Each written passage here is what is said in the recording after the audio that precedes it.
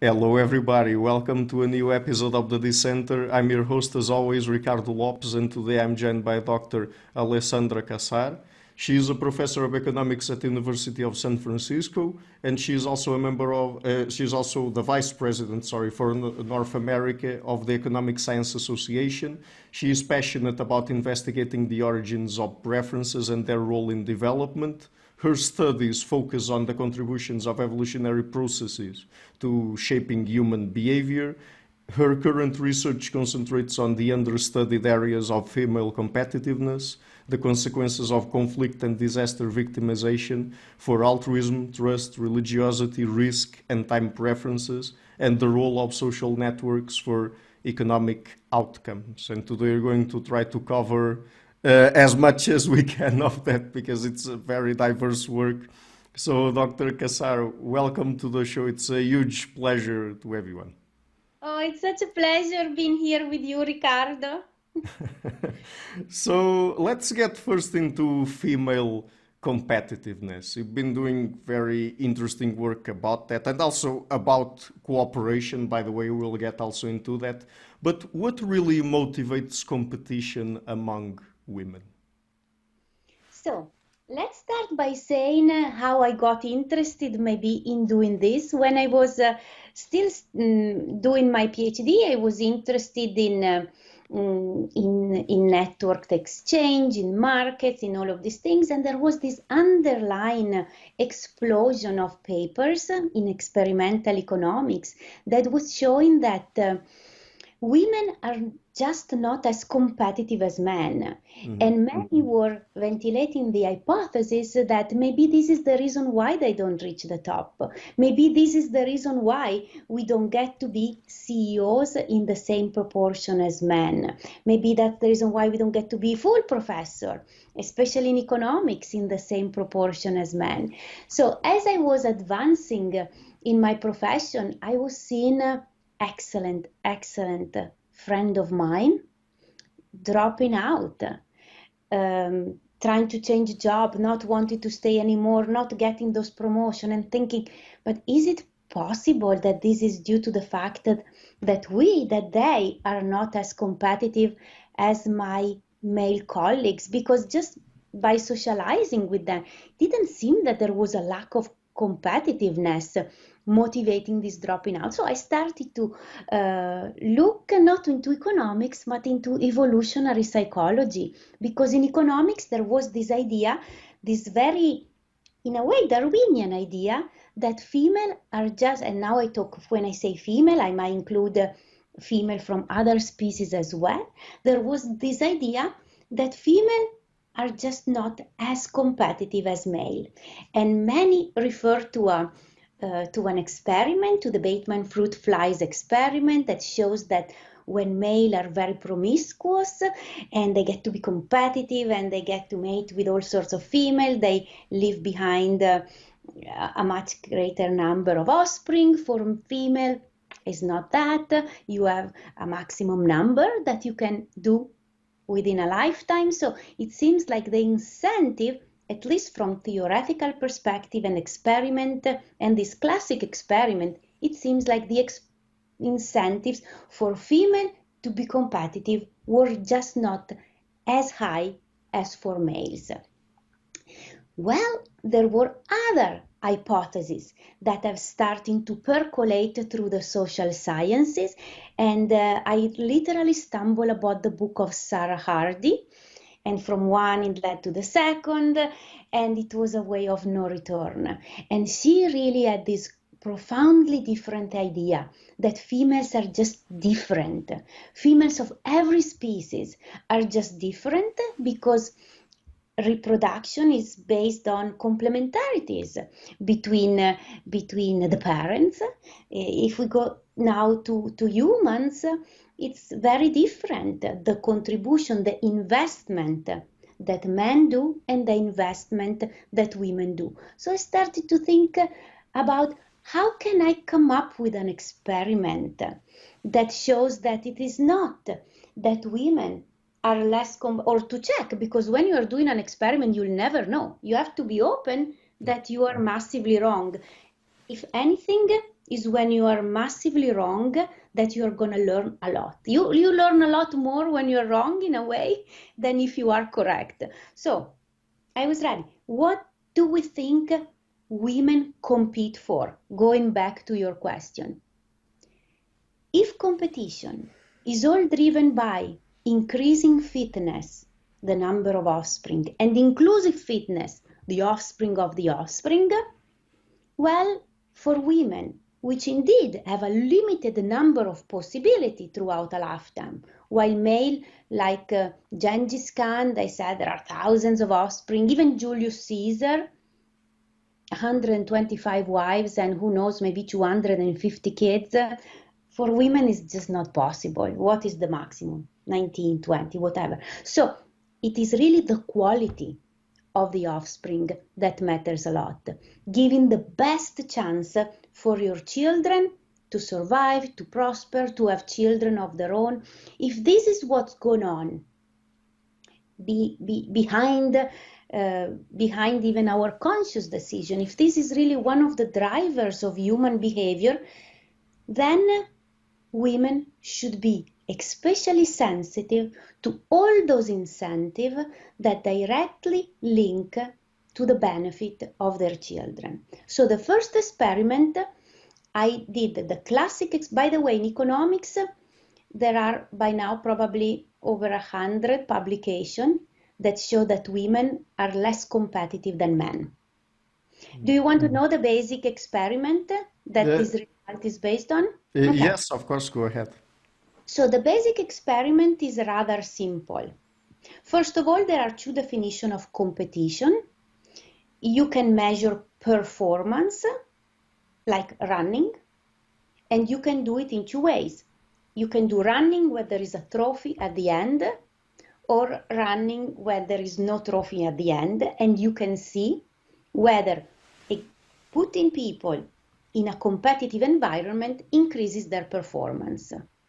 And we have some experiment, not all of them, but we have some experiment that shows that indeed, when you put men in a competitive environment, they increase their performance, even respect to themselves when they are not in a competitive environment. So it seems like men thoroughly enjoy competition. Competition brings out the best in men. For women, I haven't seen results that show the same effect. So this is one way. The second way of measuring competitiveness is measuring through the choice by doing it this way. First, you do a task.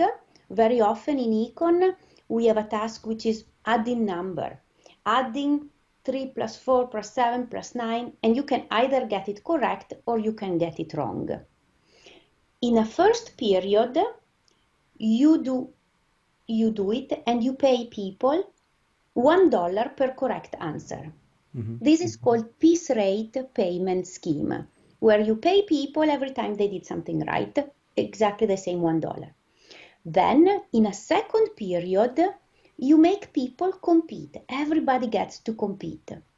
And only those that come up with more correct answer get to win, and they win twice as much as before, so $2 per correct answer, while the loser gets absolutely nothing. And then the real experiment is this one. So for next period, what do you prefer? Would you prefer to be paid $1 per correct answer, or do you prefer to enter the competition and get paid $2 per correct answer?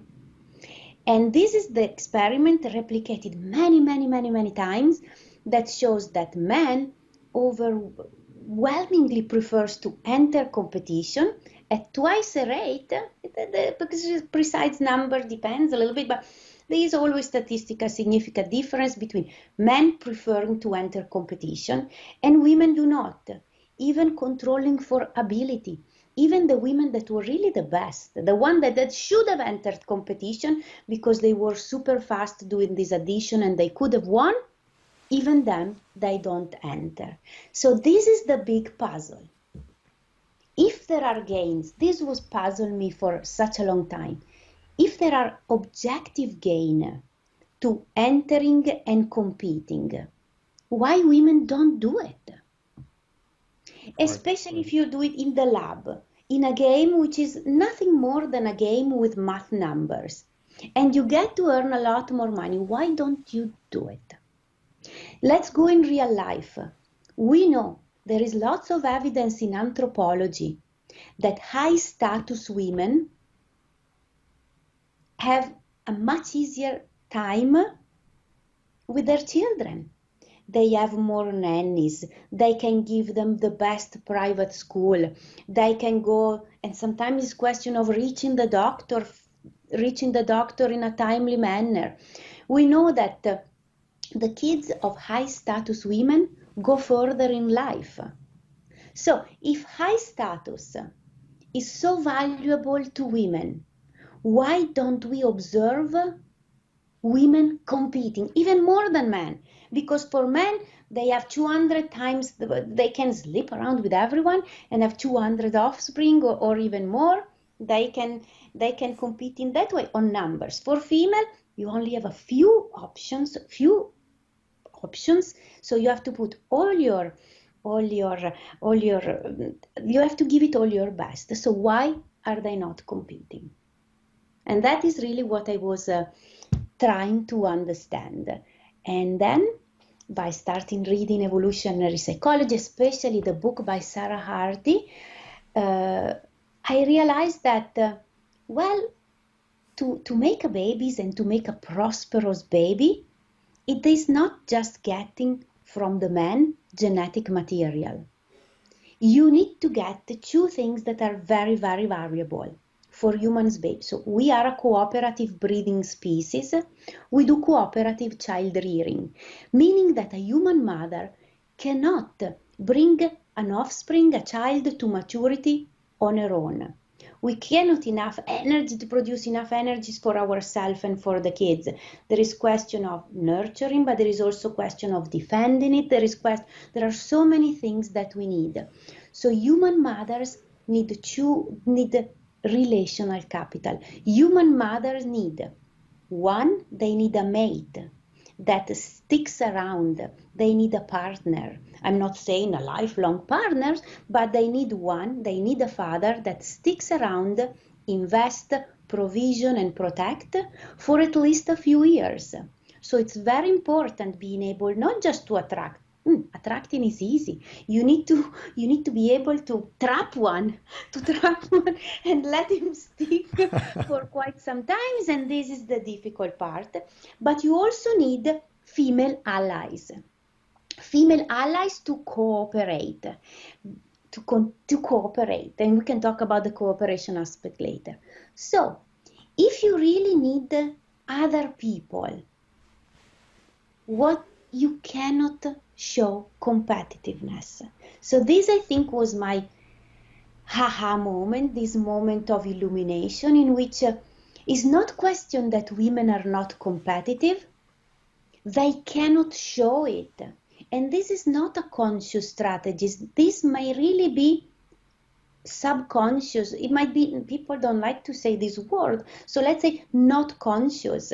And then I even found an old paper of Trivers, and we cannot escape Trivers. It seems like wherever we go, there is always the fingerprint, a little bit of Trivers DNA here and there, where he thinks that women are even more deceptive to themselves than men, because in order not to show competitiveness, you really need to believe that you are not competitive.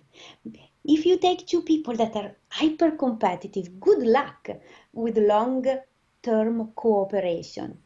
It's so in this day, since this is really relational, I think women in this, by even denying to themselves, strategically suppressing competition, even telling to themselves, even when they are uber competitive, but no, I'm not competitive, what they do is they are able to attract and retain men, attract and retain female allies, because this has been a very important ingredient for making sure that baby prosper, that reach maturity, that they live in a social environment that helps them, that protects them. Human mothers cannot just do it alone. They cannot do it alone. They need others. Right. I mean, this is really fascinating. It involves at the same time increasing your fitness, parental investment, self-deception theory. I mean, it involves everything out there when it comes to evolutionary theory. So, I mean, but still, is it possible to say, even with all of that, that there's a gender gap in competitiveness? I mean, is it still true that men are on average more competitive than women or not? It depends on the game. Hmm. Absolutely. If the game. So I tell you about a couple of experiments because it is at the same time true and not true. So it depends really how we measure. Let's say that you are a biologist and you go in the forest with a clipboard and your job is counting how many colors are in the feather of a bird. You're only gonna see male. So it is true. If you want to do this metric, male more than female, it is true that male have more colors and they are more beautiful with this plumage and stuff like that, or that the frogs they sing more. These are all for sexual selection. So it is true if that is the matrix. But what if we play a different game? What if you go in the forest and your job is to count the eggs? Then you're gonna see the female. So, what about humans? What about men and women? It is true that in all of the experiment in which the incentive to competing are monetary, individual incentive, so you get paid and you only get paid, and there are some variation of that, it is really true that men choose to enter competition, likes to compete more than women. That is very true. But let's start by changing the game a little bit. If you win, same protocol, same experiment. If you win, you get to get paid exactly the same amount, but now I'm not giving it to you in cash.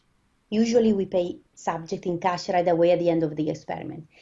If you win, I'm gonna give you a voucher for the same amount of money that you would have won, but this voucher benefits your children. It's a voucher that can be used in the first experiment in China, was for example a voucher that they could spend in the local school bookstore where the children could buy books to learn English, test preparation to doing this exam and stuff like that. So we did the experiment a within subject design where you have the same person that does it both with cash and with voucher. We did it among parents, and sure enough, in the treatment condition where we pay the parents cash, male compete, I don't remember if it was twice as much, but significantly more than women. Next period, which was by the way randomized, sometimes it was before, sometimes it's after, but next treatment condition when you pay the subject the voucher, so directly linked to the benefit to the children, whoop, the women compete at exactly the same rate as the men. And it is not that men didn't compete, it's not that men don't invest in their children. They competed exactly the same. It was for women that all of a sudden this condition, oh, I'm doing it for my children, it went up. And it took me years again to try to understand, but I could have get the same amount of money and buy those books, right? You can get the same amount of money and buy the book. Why having this voucher lets you express your competitiveness? Because I think, and this is what I'm going now and trying to come up with new experiment, I think because it's really question of what do you show to the world and imprimis to yourself. If you compete for something that everybody, you imprimis, realizes for children, you're not showing competitiveness. You're showing that you're a good mother, that you do something for your child. When it comes to giving a benefit to your child, you compete. Which man would think you are an hyper-competitive individual and maybe not a good life partner. Which other woman would think you're not good? You're a good mom because you are competing for your children. So all of these extra things make women, probably not consciously, see that this is a good domain. By competing in this domain, I'm not gonna alienate men, I'm not gonna alienate allies, other women. Right. So, So and it's true that men are more competitive. It depends on how we play the game. It depends what's the incentive. It depends how we do it, because it's not true. It's not possible that among humans, it's not possible that women overall are on average less competitive than men. They just do it differently. Like in all natures, every creature does competition differently. Not more, not less, differently. And because you mentioned this at the beginning when you were talking about what motivated you to do this kind of research, how does that translate in the context of the workplace and the job market? I mean, because I would imagine that in that kind of context, one of the primary motivators would be money and Yeah. status as well, but perhaps it works differently for men and women, the kind of status they want and what they want to achieve with that status. So is that, of course, that's surely not the only reason, but what you just mentioned about the sex differences in competitiveness, do you think that that's one of the factors that contribute to we not seeing Yeah. many women CEOs, many women in top positions, and perhaps even in certain areas in academia also more men than women? So it's not the entire story, because part of it is what we are used to it. We don't even aspire to do something if we don't see anybody else doing it that looks like us. So partly is the cultural aspect of it. But I think part of it, it is competitiveness. There is some research that shows that indeed how people play in the game, competitiveness correlates very well with how much money they get in their jobs. Also, so it's so I think part of it is that. In fact, there is another series of experiment that we designed in which, instead of the incentive to be individual, like the classic big end of the year bonus. So I live in San Francisco, very close to the Silicon Valley, and around this time of the year, people, well, right now, people that still have a job, since there are massive layoffs everywhere, they are all excited because now it's bonus time. And the bonus time are really individual bonuses tied to hopefully individual performance, or I don't know what else, and sometimes they are tied to other things. So individual bonuses are the classic individual incentive, right? That motivates men the most. In my other experiment, we did the same experiment, but we said, whoever wins the exact same amount of money in this competition, but has the chance to share some of the winning with the loser. So you play the same game, but now the winners can give some money to the loser if they want to. They don't have to. Again, what is really key is that in theory is exactly the same. If you win $100, it's your $100. Who prevented you before for taking some of this money and share it with someone? Nobody prevents you. It's your $100. But now we make it clear in the instruction. If you win, you can share something with the loser. And what did we find? Again, in the regular competitive, in the regular tournament, men compete significantly more than women. But the moment you just add this in the instruction, you can share something with the loser, whoop, women competitiveness goes up at the level indistinguishable from the man. So if we were to, and it's not that they give more, And then you think, but do they give more? We were so surprised. They give a teeny bit more, but not significantly so. Again, I really think it is due to the fact that I'm not competing just for myself. Now is the under the conscious part. I'm not competing for myself. I'm competing also for my tribe. I'm competing for someone else. I'm competing for my team. So I can show competitiveness because I am a good woman. I'm not repelling allies. I'm not repelling other men. I am a good team player. Therefore, it's the time to show my competitiveness. So if instead of doing, to be very practical, if instead of doing individual bonuses, the companies were to say, we are going to give this bunch to the entire division, or we are going to give the same amount. I understand that you cannot give a bonus from the first employee all to all the employee the same. You can have it in tiers. I get it. You can have it in tiers, but at least not making it totally individual with a name. If you make it with a group, women would feel like they are contributing to winning the bonus for the team, and there is some other result that shows that indeed that women, when they are in a team, they they enter competition more. So it's different than this idea of competitiveness, individual gains, and individual. If we can make it more of a team, more of a tribe, more of a group, more, it would really help women showcase their competitiveness a lot more. And it would be a different way to close the gap that doesn't involve quota. Especially in the United States, the idea of quota are highly controversial. In Northern Europe, they do it and they are perfectly fine with it. In Rwanda, what a country. In Rwanda, after the end of the genocide, the government, the president decided that to prevent another genocide, there should be 50-50 representation of each gender, male and female.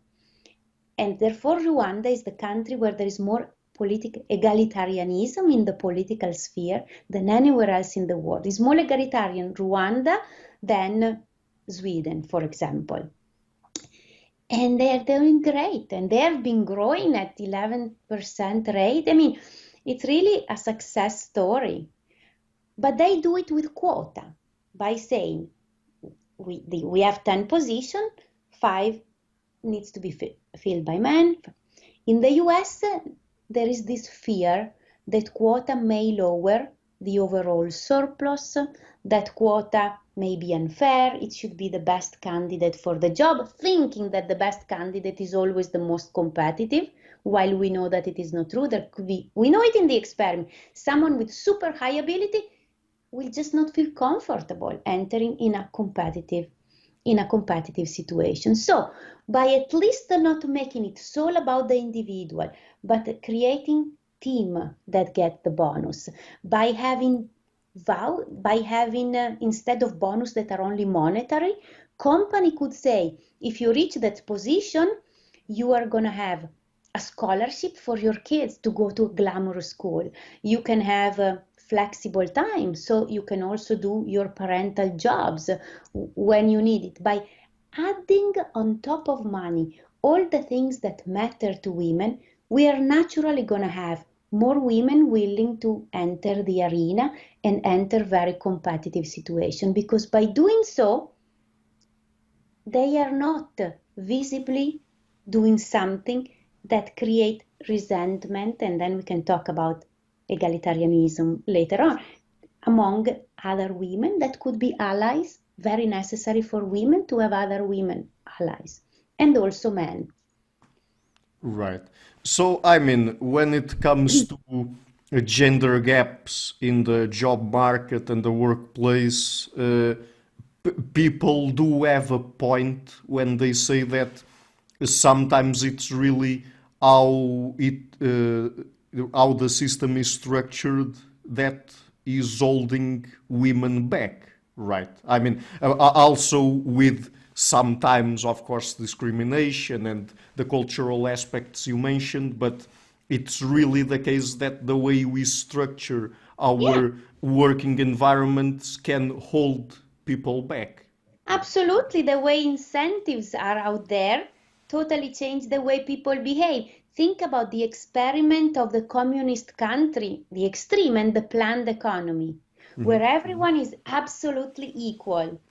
Well, back in those moments of experiences, sure, everyone were equal, but that meant that nobody has an incentive to give up their best, to come up with to more ideas and more productivity, because there was no incentive really. So you might as well, not do much. And in this situation, we know that actually women did have, if not exactly equal power to men, but there weren't in society the vast inequalities that we have now in capitalist country. So the rules of the game, the incentives are basically the rules of the game.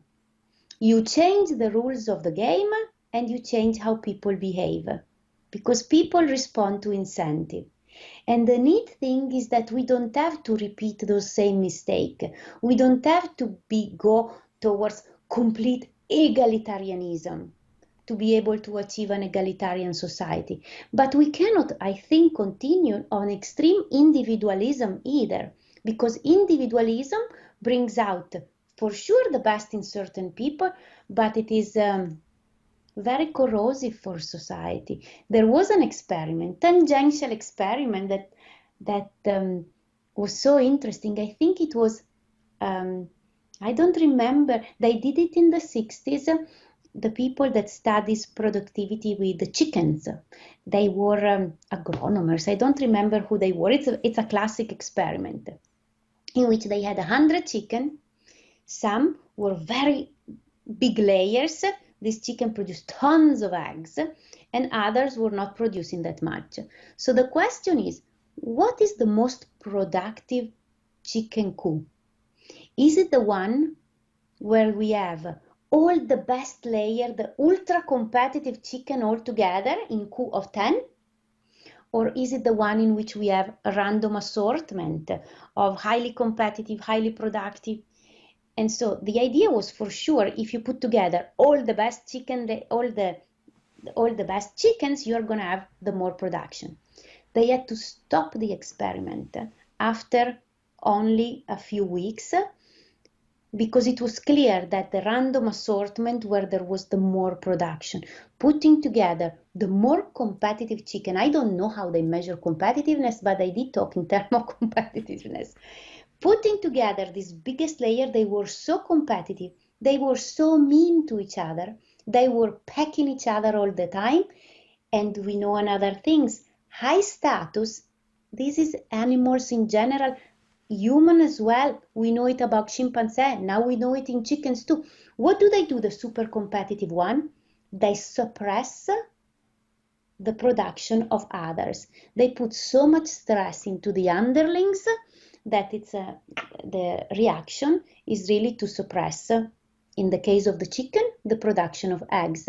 In the case of chimpanzee, the alpha female, they are capable of suppressing ovulation of the others. They in so many species of primates, actually the higher up are able to slow down the reproductive part of the underlings, so they get free babysitters. If they don't have baby themselves, there are more resources. See, female are competitive, but they do competition in a very different way. Male just beat each other's up. The female suppress the competitiveness of the other female in certain situation, in certain species, etc. So I would like to ask you now about the potential relationship between allomaternal care and prosociality in humans. Because, I mean, of course, we hear all the time about theories of human cooperation rooted in intergroup conflict, for example. But again, you've already mentioned it, based on the work by Sarah Hardy. You wrote a very interesting paper recently, I think it's close to being published, about prosociality anchored to human cooperative breeding. So could you tell us about that? Yes, so, okay. Competitiveness, competitiveness, competitiveness. What about cooperation? Yeah.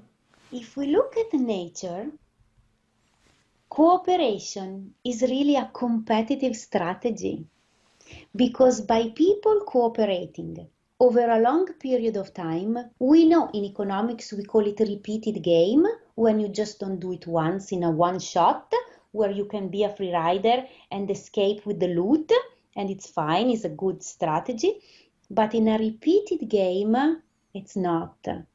In a repeated game, what's really it's a really win-win when you cooperate with other people. And in most of the social sciences, you were saying, the the most accepted hypothesis is the idea that if we are in group and group compete against each other, then the group that has more cooperators is the one that is gonna win over the other group. So we have a chance for cooperation to spread. It's the idea that cooperation is based in wars, is based in conflict, even in commercial conflict. It doesn't need to be a conflict where we want to exterminate each other. It could be a commercial. So the hypothesis is, and indeed, I did a bunch of work with my student in post-war conflict societies. And if you go and measure the prosocial preferences, generosity, egalitarianism, trust, trustworthiness, among those that have been more affected by conflict, indeed, not always, because it depends on the conflict, but very often you find this increased prosociality. And we did it way before we had the conflict between Ukraine and Russia, because now it's obvious. We see the news every day and we see what happens. We see the incredible prosociality among not just the Ukrainian people, among all of the other neighboring nation, Europe, even the United States, that for whatever reason, but take the neighboring regions, you see that there is a clear aggressor. People tend to be prosocial, to bind together, to cooperate, to fight against the aggressors. And I'm sure in Russia is the same. I'm sure among the Russians there might be some cooperation, even if we have seen lots of defection and long line going to Georgia. So this is the hypothesis. What you said is red, human cooperation, red in tooth and claws, they say, because based on war. Yeah. Well, but it's okay. Nobody denies that there is that part. But what about before we even make it to be a group? Because to be group competing against each other, you have to start being a group. So you need to have some cooperation. And also, what if we instead look at something that it is so, even if you are a group and there is no other group you're fighting against, there is still nature. You still have to make a living. You still need to survive. And again, going back to what is the most important feature for human nature is the fact that we are a cooperative breeding species. And some people don't like to call it cooperative breeding when it comes to human. So let's call it cooperative child rearing. We are a cooperative child rearing species. The human mother cannot do the job on her own to bring a human baby to maturity. So, if this is true, and it was true 100,000 years ago, and it is probably still true today, even if today a human mother can be a CEO and pay for all the help she wants.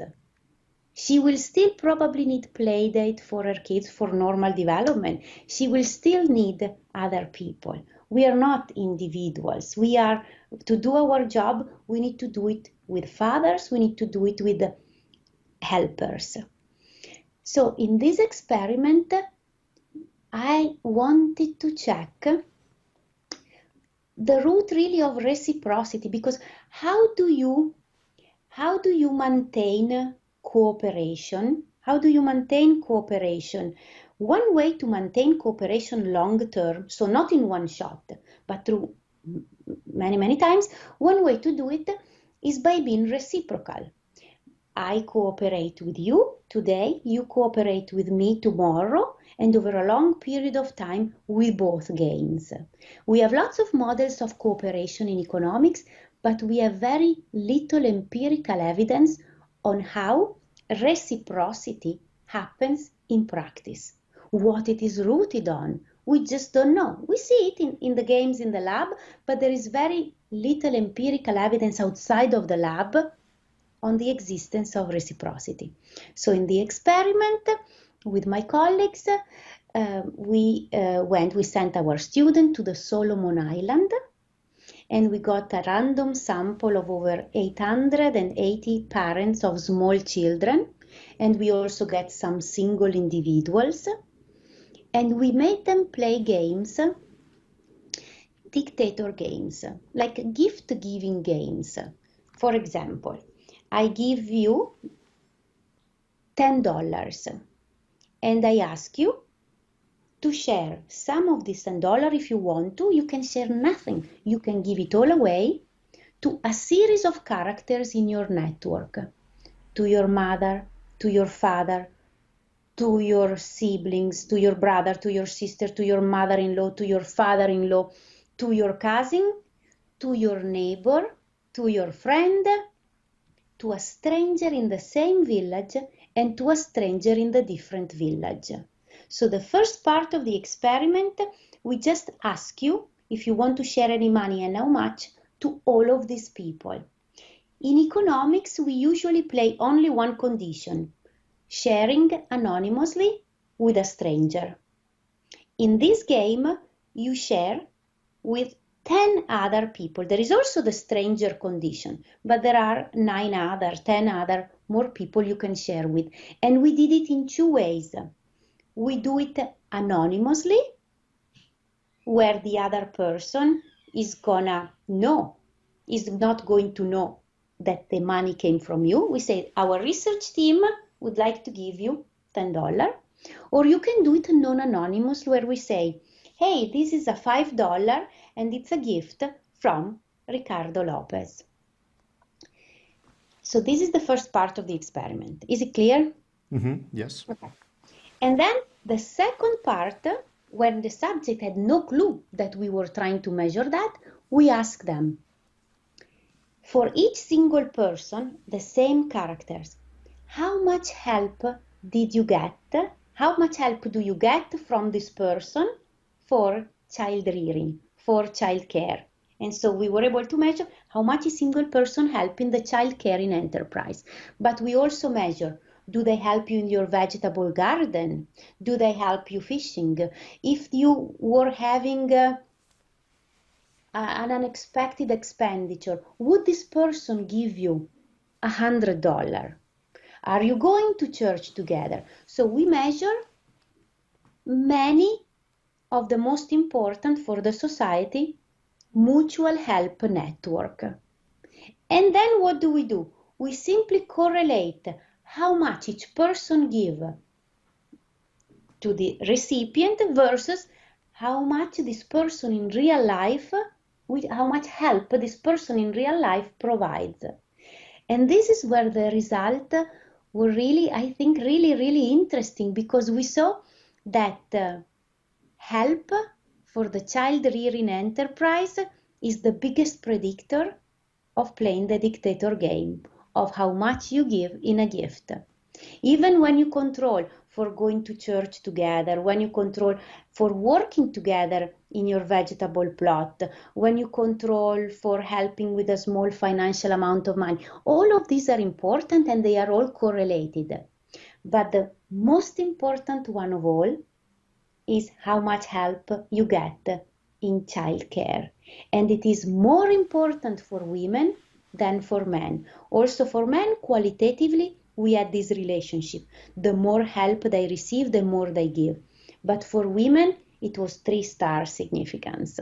It was always very significant. You cannot knock it off. No matter what you control in the regression, what you put in your model, it's the strongest predictor. So of reciprocity. We think this could really indicate what is the initial root of reciprocity, that start from something that it is so important, so fundamental, and then it extends to other things.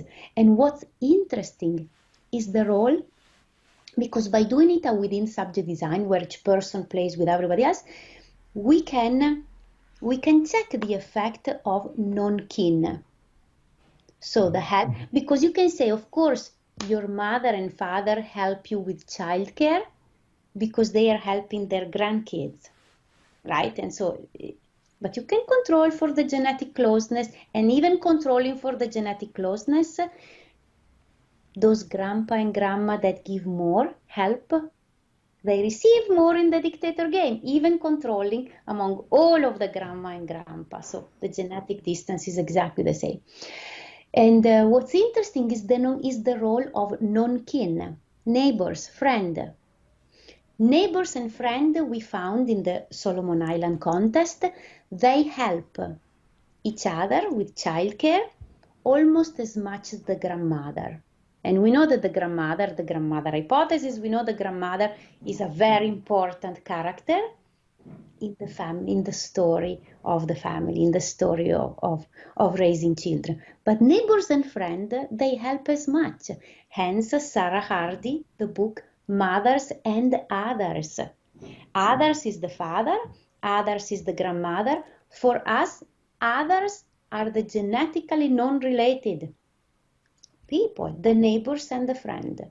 So neighbors and friend do a lot of childcare and they get reciprocated for this childcare. And then we discovered two other things. We discovered that the more help in childcare from neighbors and friends, the lower is the stress of the child. We find in the kids that are taken care of by others, lower both stress markers, the cortisol is much lower. We also measured vocalization. We measure vocalization and we found that the more help from non-kin, the more vocalization happen in these young children.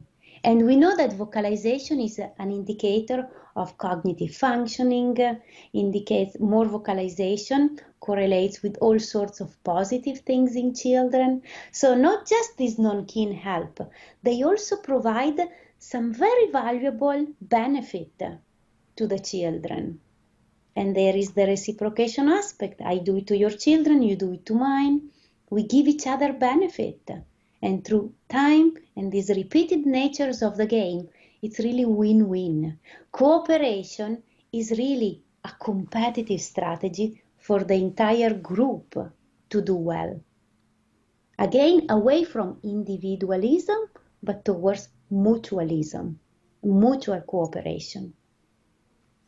Right. So, with the work you just talked about and what we talked about earlier before that, do you think it's possible to talk about a separate evolutionary pathway that could have led to the emergence of cooperation and prosociality distinctively from a female perspective? Well, it seems like I wouldn't say they are completely distinct because men cares a lot too about their children. Men are not fruit flies. Enough with the fruit flies experiment.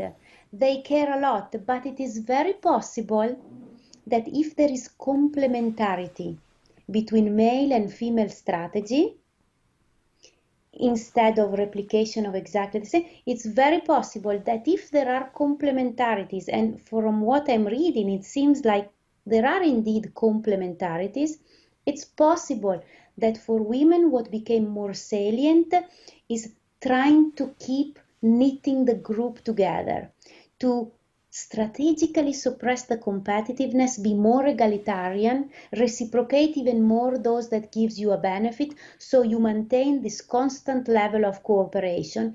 And it is very possible that male have been more sensitive to what they bring to the group, which is the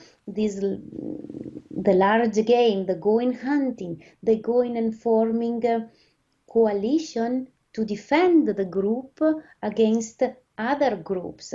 So it is possible that I wouldn't say they are completely distinct.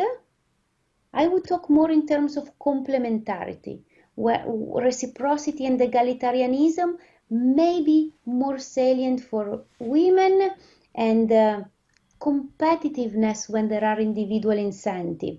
And is the group coalition hypothesis, group formation. For male, the cooperation is based on this group, these bands of males to go really and defend the group, because one part of the man has always been providing defense.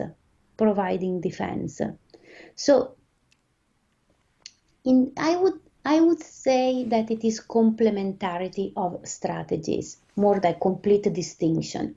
And maybe if there is a group, I don't know, because we don't have the counterfactual. Because we cannot have a group of only male and a group of only female. It would last one generation. Right, exactly. So, but by the way, before we change topics, just one last question about this. So, when it comes to this work you've done on prosociality anchored to human cooperative breeding, do you think it's more probable that it is a complement to other hypotheses and theories out there, like, for example, the ones rooted in intergroup conflict, or Yeah, that it is an alternative to them? I think it's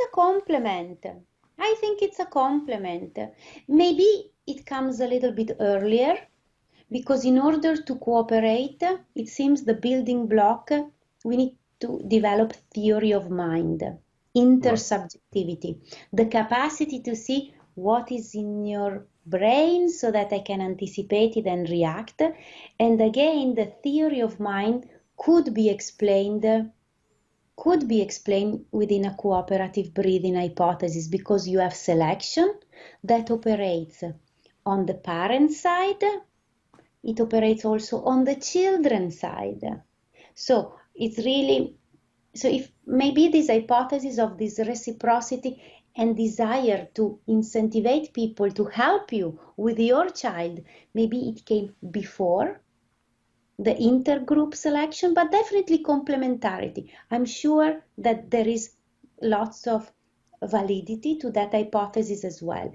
This one has not just been studied much yet, but I think it has to come even earlier, because we need to have had theory of mind, even for male, to form this group, to form the male coalition psychology. You need to have theory of mind, and theory of mind cannot come from explaining the male coalition psychology. It has to come before. So maybe this is a little bit earlier. But then there is the other big component. These are all pieces of the puzzle. Right. So you've also done interesting work on, we've been talking mostly about sex differences here, but now about different mating systems like monogamy and polygyny. So are there differences when it comes to cooperation and competition between monogamous and polygynous households? Yes, this is what we are finalizing now the paper. We have been working on it forever with two anthropologists, with Monique Bordegrove-Mulder and Christina Moy, and my student Bethany Gerdeman. And again, this is what we have been finding. Super strong correlation. I don't want to say causation. Let's just be conservative, talk about correlation. Polygynous individuals are much better at maximizing the total pie. Monogamous couples are more egalitarian. So when people play the game, we make couples and couples in case of monogamy, or we make all members of the household in case of polygyny.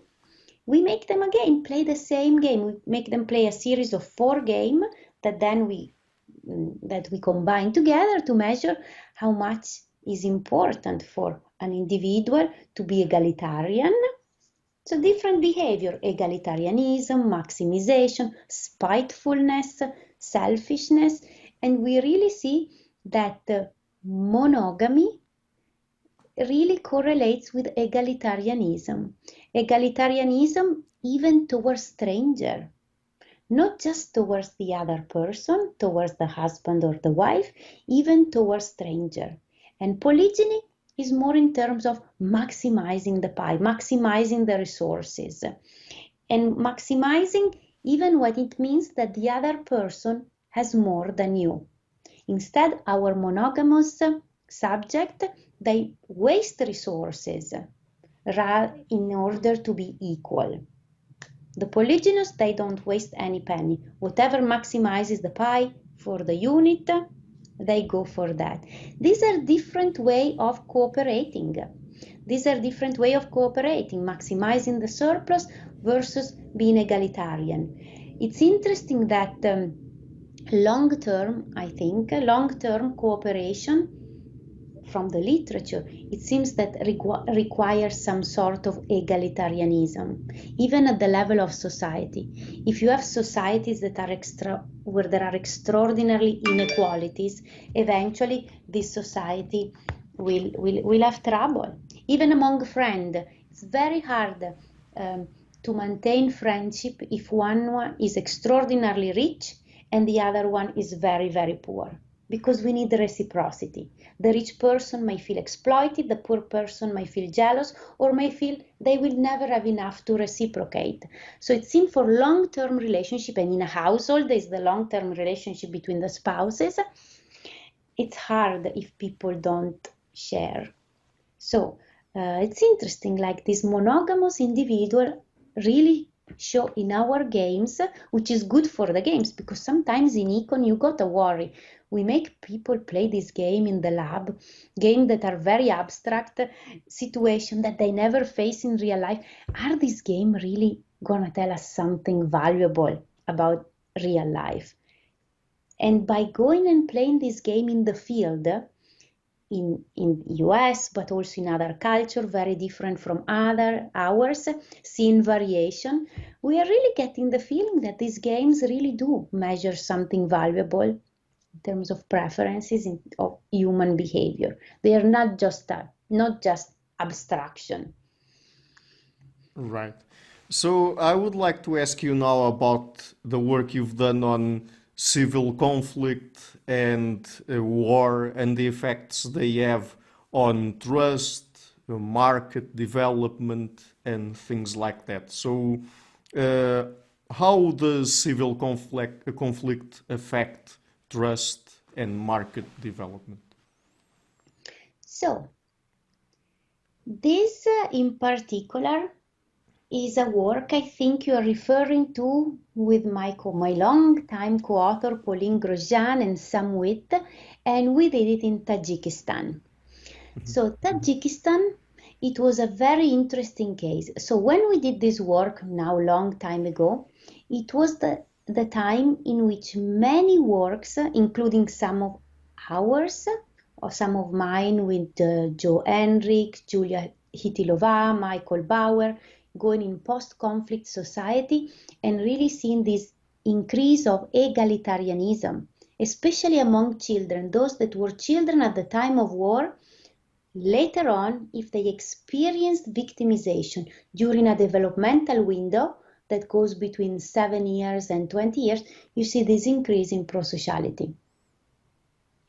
Well, in Tajikistan, it was a different situation because the literature instead is full of, especially from historians, showing that in post-war situation is a big problem.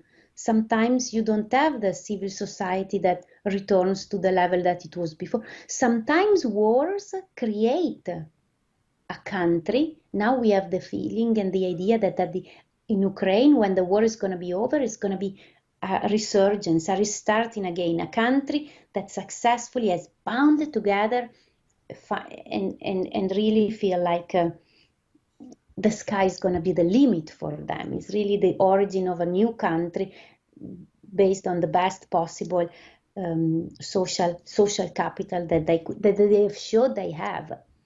Tajikistan instead was a civil war. It was a civil war where you really didn't know who was an enemy, who was the foe. You didn't know if your neighbors maybe spied on you. Take, for example, also during the Cold War in Berlin, in East Berlin and these other places where you have people spying and say, oh, he's a communist, and he's a capitalist, he's not a communist, and get into trouble. Or we know sometimes there are countries now, other countries in the world in which the neighbor could say something about you. Like, for example, you have drugs and the police comes and shoots you on the spot or put you in jail. So Tajikistan was a situation of really neighbors against neighbor. And what did we find in our experiment? And I think there we measure trust, trustworthiness within the same village and a distant village, because we wanted to measure parochialism. Parochialism is a pillar of the idea that cooperation is read in tooth and claws. It means that you behave nicer, better, more generous with your in-group than with your out-group. So you do the experiment, same village, if you think that the village is the unit of the group, or you can be same school, or it can be same region. You have to decide what you think in your local context is the group. So we tried same village, different village. And in the Tajikistan, we found that people trusted less, were less trustworthy with the same village than with a stranger in a different village. They were having more trust of someone far away than of their neighbors and friends. And why is this important? You ask for market development. Because market, to operate efficiently, require trust. We also know that they breed trust in anonymous interaction. If you don't trust people in the village, if you don't trust an anonymous player, if you don't trust the local person in the market stop being efficient and they become based on kinship norm. They become based on, I go to this bread maker because I know, not necessarily because his bread is better, but I know he's not going to take advantage of me. And I'm going to pay. He knows me that I'm really going to pay. And then it doesn't matter if this bread is not really the best or is inefficient or if I have to pay a higher price. In market, when there is something like that, it ends up that you end up paying a higher price for having this personalized interaction rather than a more efficient anonymous interaction. So in Tajikistan, we observe less trust for your in-group, less trustworthiness in the same village. We found more kinship-based norms of morality.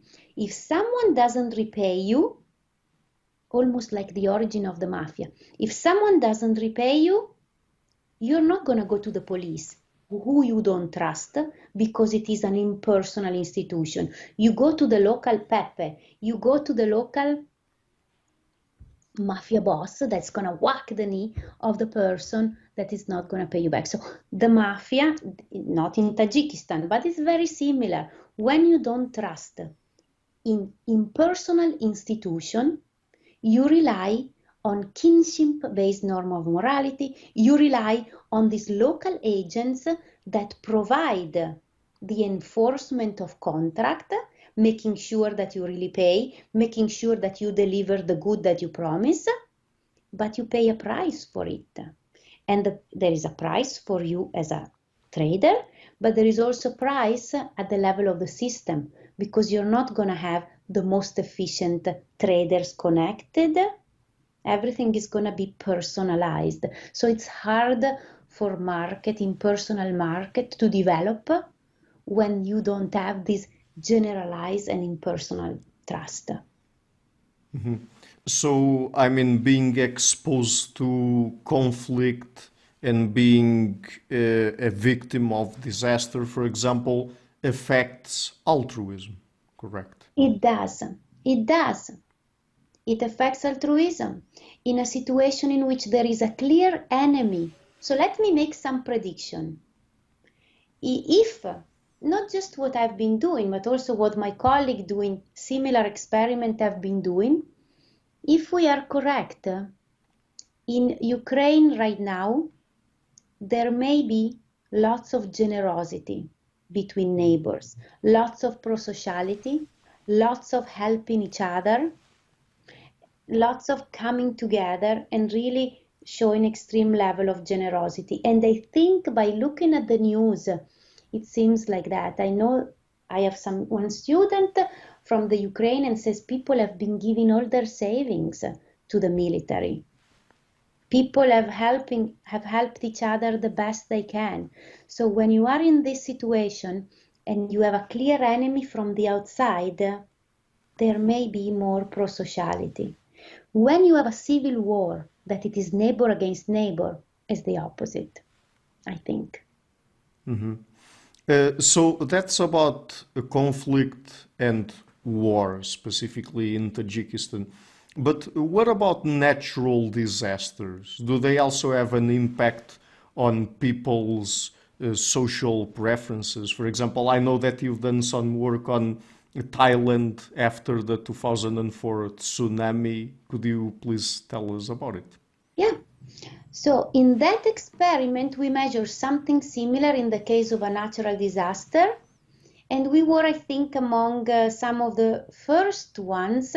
And we really showed our result that were more risk aversion. So in the aftermath, even after a long time, people that were more affected by the disaster, they were more averse to risk. Even for small monetary gains, they were still very, risk averse. More impatient. So if they could grab money now versus more later, they would grab more money now. And we found more trustworthiness, I think, within the same village in this case. And after this experiment, I see works, and there has been an explosion of work in post-natural disaster. And the result really depends on the culture, but I would say the vast majority found the same. More risk aversion, more impatient, and more pro-social attitudes toward each other. And this is so important. If this research, it's important when we think about what to do in a post-disaster situation. For example, offering insurance product. Because if people are more risk averse, now is the time to buy insurance so that they can insure themselves against future risk. So you can create good financial product for them. But it's also important to realize that in a post-disaster, there might be more prosociality, more trust. Some people could take advantage of people in a post-disaster because you have this increased trust and trustworthiness. But it's also important we can capitalize on it because it seems that it is an increase in social capital. But it's important to give it to, for example, in the United States, to FEMA, to give it to the organization that go to the government, to the federal government that goes in a post-disaster and try to help. I don't know if you remember Hurricane Katrina in the US. Yes, of course. Those images are going to be forever in our brain. I don't remember, it was the National Guard that went in, and in the news they just kept showing images of looting, of people robbing stores.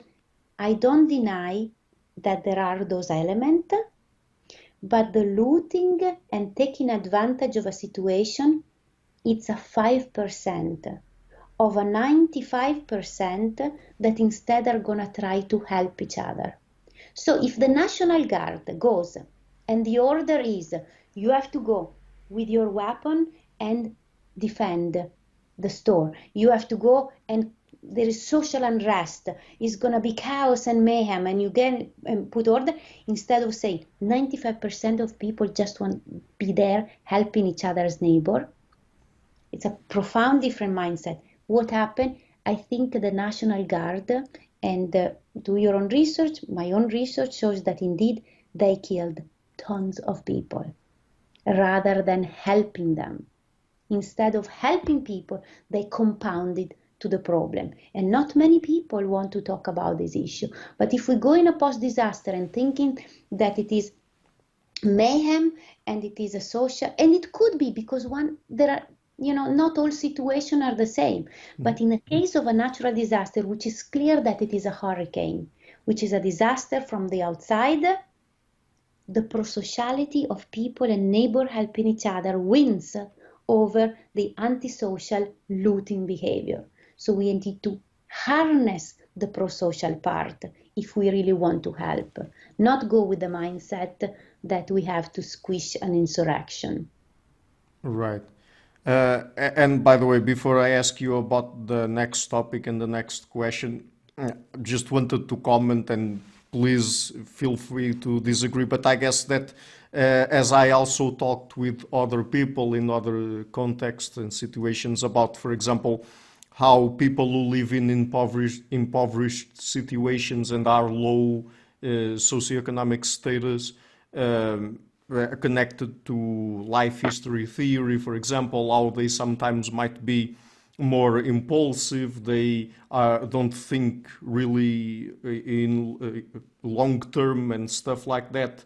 I guess it's important to take into account the contexts where people live, the factors they are exposed to, how the sociality of a particular society develops in a particular ecological context, because sometimes we might be judgmental of some people, particularly since we live in really advanced capitalist post-industrial societies where really having a long-term mindset and being less impulsive and stuff like that is highly valued.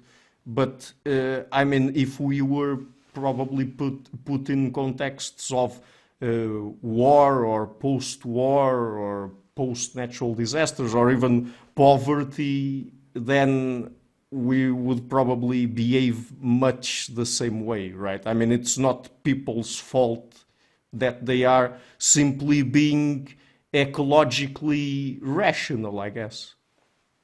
Yeah, absolutely, absolutely. But yeah, it's incentive, it's the system, the structure of the game, it's the way, the rules of the game.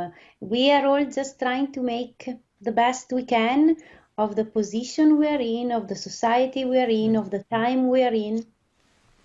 Right, right. And this is what I really find fascinating about social science, is really understanding where people come from and why they behave the way they do.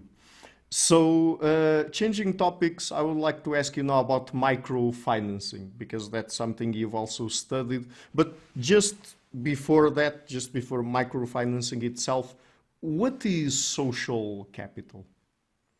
Haha, social capital, it's very fascinating because we think when we think about a country producing and growing, country growth, economies traditionally have been obsessed by the growth of a country, having countries that are developed and trying to help countries that are on their way to growing and to developing. And now we say lower income, middle income. And so we know at the beginning we thought mostly in terms of physical capital. Physical capital would be roads, airports, factories, all sorts of things that we can see. I don't know how patent, if they are physical, yeah, they are intellectual capital, but things that are easy to measure. But now we know that there is also a secret sauce to growth. And there is a secret sauce, not just to growth at the country level, there is a secret sauce in every single company here in Silicon Valley. There is a secret sauce probably in every household, which is not material, which is not what we can measure and see with our own eyes in terms of pounds of steel and coal or kilowatts of energy. Social capital is how much we, for example, at the beginning, social capital is trust. How much we trust each other. How much we trust anonymous trader so that market can flourish.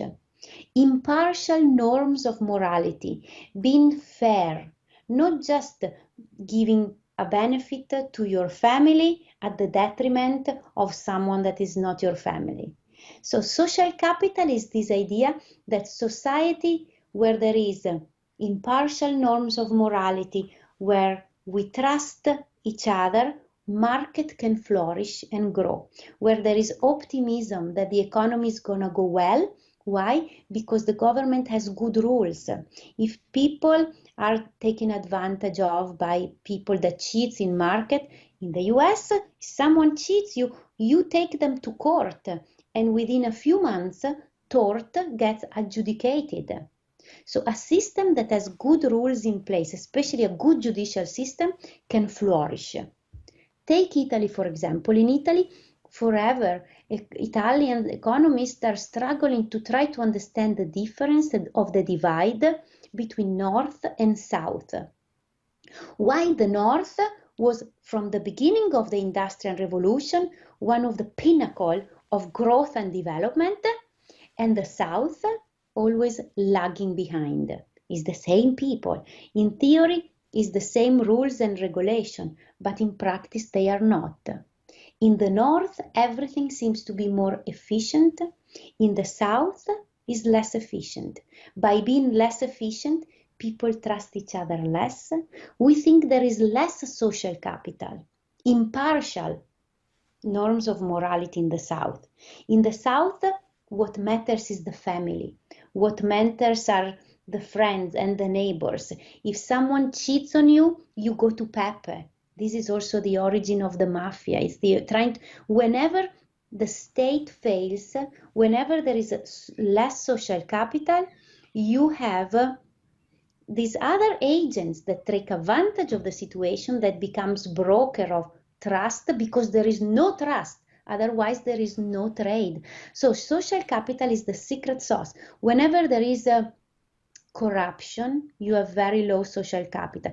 Economists that study development, many things that some countries in Africa are having a really hard time to jump on the path of development because there is too much corruption. Wherever there is corruption, market cannot flourish.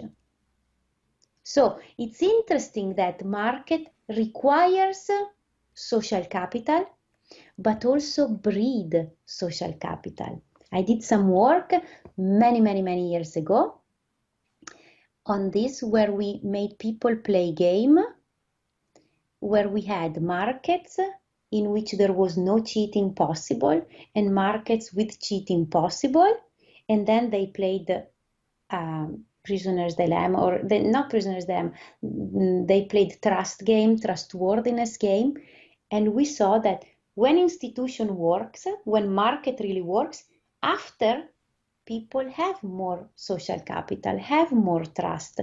So market both require social capital, but if they work well, they also breed social capital. Right. So, what is microfinancing then, and to what contexts does it apply?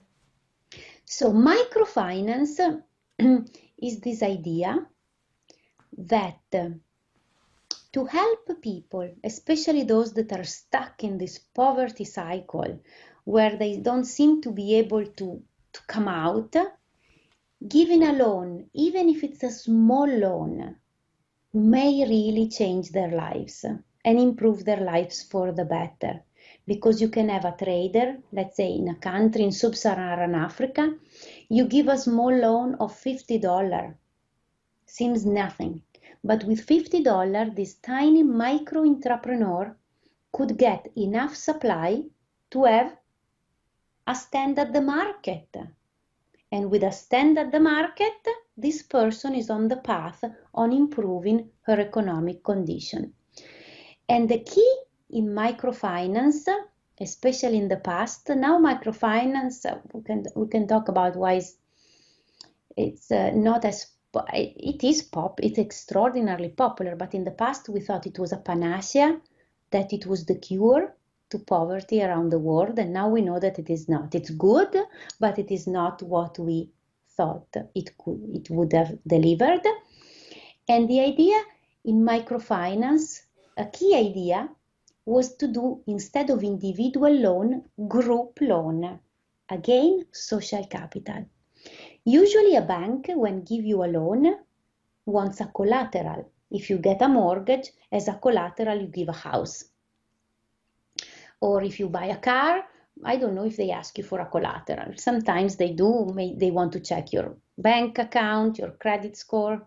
Credit score is not a collateral, but there is an indication. Imagine now people that have been unbanked. They don't have credit score. They don't have a house, a title on a house. They don't have anything. So which bank can realistically take the risk of giving a loan to someone that has zero collateral? Well, the idea was, what about giving the loan not to one person, but to 10 people together? Each one gets $100, but they are jointly liable. Every month they have to repay some. If Alessandra doesn't repay, Riccardo has to cough up the money for her. So, harnessing social capital, the relationship between these 10 borrowers. If someone doesn't pay, the other will. So everybody really feels like it's not a problem of the bank. Everybody is going to make sure that Alessandra really does a good job on her plot, on her farm, because otherwise everybody else has to pay for her. And it has exploded. Microfinance has really exploded. And giving loan to people that before had no chance of getting any money. So it has helped, but all the study shows, most of the recent study shows it's not a miracle cure. It's not a miracle cure. But people that receive this microfinance loan are very happy. They are very happy. They think it was very valuable for them. Giving access to credit to people that have no access to credit, it's definitely good. But there are negative aspects, and the studies like to focus on the less positive things. So nowadays there is less excitement among development economists about microfinance, and they try to find other things. Like now they are doing lots of work on universal income, basic income. Right.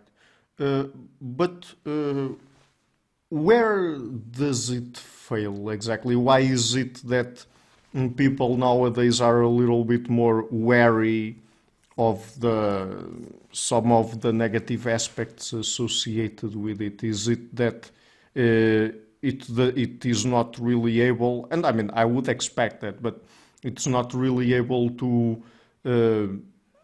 substitute, let's say, the state in aiding people in poverty, and sometimes it really doesn't have the long-term effects that people expect, and isn't really that able to lift people out of poverty that much.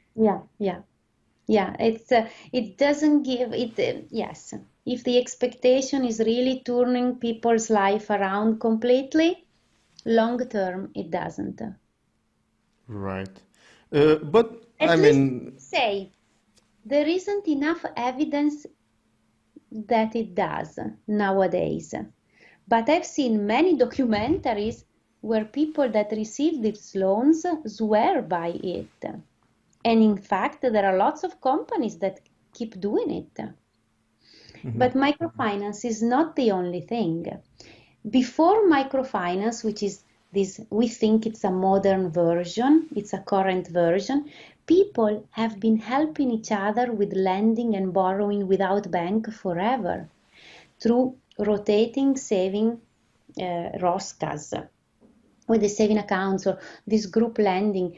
Even in Italy, I discovered there is this ancient tradition, and it was mostly among women. And not even poor women, it was mostly among rich women that they met at each other's house the first Sunday of every month, and everybody brought, let's say, $100, and this month it was my turn to buy something. Next month it is your turn. People informally have lended each other and have created group lending way before Yunus came up with the idea of microfinance, way before the economists thought, oh, this is going to be the solution. So, because there was already something existing. So microfinance is not that it doesn't do good. It is similar. It's probably similar to this other aspect that people have been doing for such a long time without expecting someone from the outside coming and saying, hey, here is $50. But I Right. don't want to say it doesn't work, because I also believe sometimes, in economics, we have this fantastic data set and we are very good at trying to assess causality with randomized control trial. We in economics, correlation papers don't go anywhere. You really have to be good about causality, trying to disentangle what causes what. But I still believe there is great value in focus group, in interviewing people, in letting them tell their story. And there are so many stories that might not show up in numbers, but of people saying how their life did change, receiving this $100, so they could improve their store, so they could send their children to school, thank you to this and that. So I would bet it is positive. It cannot be negative. I would bet it is positive. It is just not a miracle cure. Right. I mean, of course, I'm not saying that I necessarily agree more with, for example, some socialist critiques there that we have out there about microfinancing, and then sometimes it's also associated with philanthropy. And of course, there are some valid critiques of all of that and replacing the role of the state in all of these, and Yeah, yeah, entrepreneurs and private people doing that work that should be done by the state. Of course, there are valid critiques of all of that, but I mean, at the same time, I guess that sometimes where people very unfortunately live in countries and contexts where they can't really trust their government that much, the government is corrupt, etc., then exactly. I mean, even if it's not a miracle cure, a panacea, or anything like that, sometimes at least it can provide some help to people, Exactly. even though it should the state should be doing that through social security and other kinds of programs, because that's what usually works best, as far as I'm aware. But I mean, still, right? Yeah. No, this is a very good point. Um, some programs are individual program. Going back to competitiveness and this idea, all the self-help books, so whether it is development, whether it is competitiveness, some social scientists bet on the individual. Take for competitiveness and women don't reach in the top, all the self-help books, the bookstores, Amazon, they are full of self-help book about leaning in, like Sheryl Sandberg, putting it on the individual. Lean in, be competitive, how to do this, how to do that. Especially in the United States, the self-help books are phenomenal because there's not the state, is at the individual. We see the same in development. It's not the state, the rules, the institution. It's all about the individual. Give Alessandra $100. We can change her life. She just needs $100. It's not like that. I see in certain situations, sure, the individual has to do its part. But if we really want to create society that grow, if we want to create society that are more egalitarian, if we want to solve some of our society problems, it's not the responsibility only of the individual. It's the institution, the states, the rules, the regulation, the judicial system. How much money we put in education, how much money we put in healthcare, who has access to education and healthcare. And this is not individual based. It should be the government. But now we go also into beliefs, what do you think? But economics, all these programs that are based, there are a few papers, I just found one and I'm looking forward to reading it, where they really measure programs for development based on the individual versus one based on the government. The one on the individual, they work very little. Right. And also, think about back on competitiveness and women don't reach in the top. Not just you don't reach the top, they also tell you it's your fault. You don't reach the top because you are not competitive enough.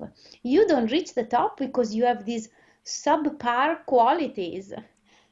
Change yourself. Be more like a man. Yeah. It's not right. It's really not right. Yeah, I mean, sometimes this is mostly a joke, but sometimes just to make fun of people who think that individuals themselves are to be held completely responsible, and if they don't achieve, it's completely their own fault. I just say, yes, okay, but even if everybody was at the top of their game, it's still the case that only one person could win each time. So most people would still lose, right? Yeah, absolutely. Absolutely. The World Cup, Argentina won. Right? All other teams failed, and it's not because they're necessarily worse or didn't deserve it. It's just that only one team can win each time. So we should have a World Cup every other month. Why not?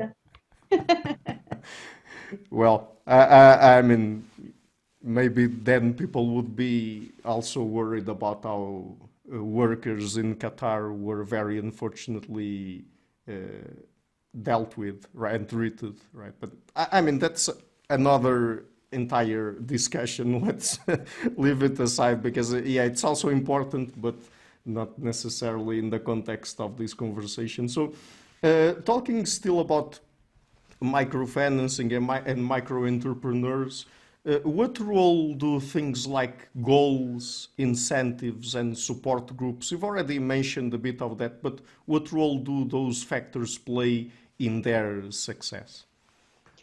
Okay, so back to the idea that individual, even if it's not the whole story, but it is still very important for how the individual feel their aspiration, their goal, in whether they can make something or not.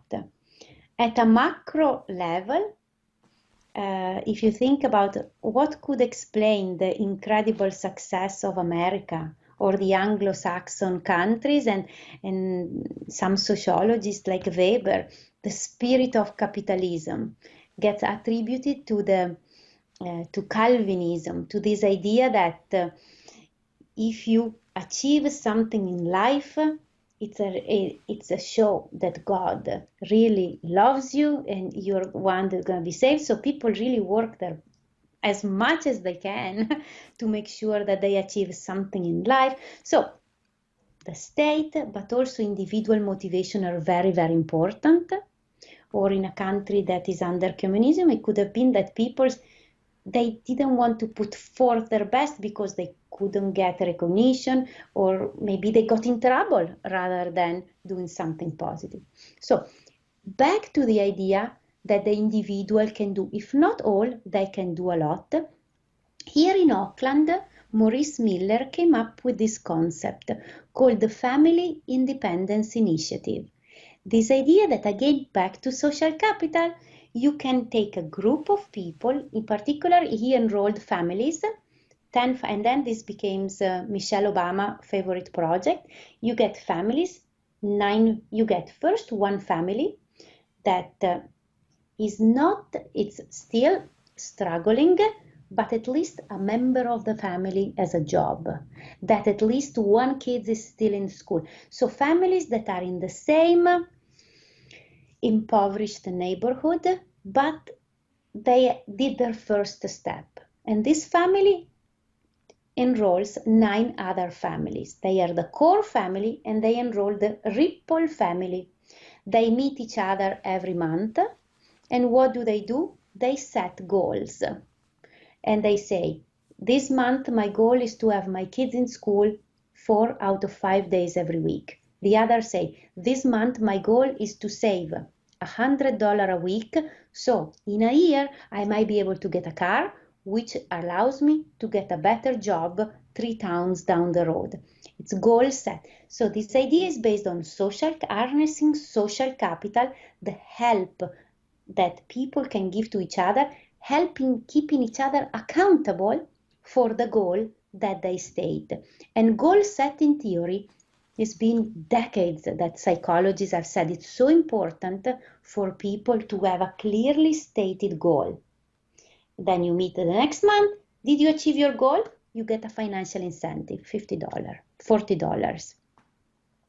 So I was listening to this on the radio, I said, what a neat idea. Again, it's individual based, but it's a neat idea. So with some of my students, we have been playing around with goal setting and group peer support to check.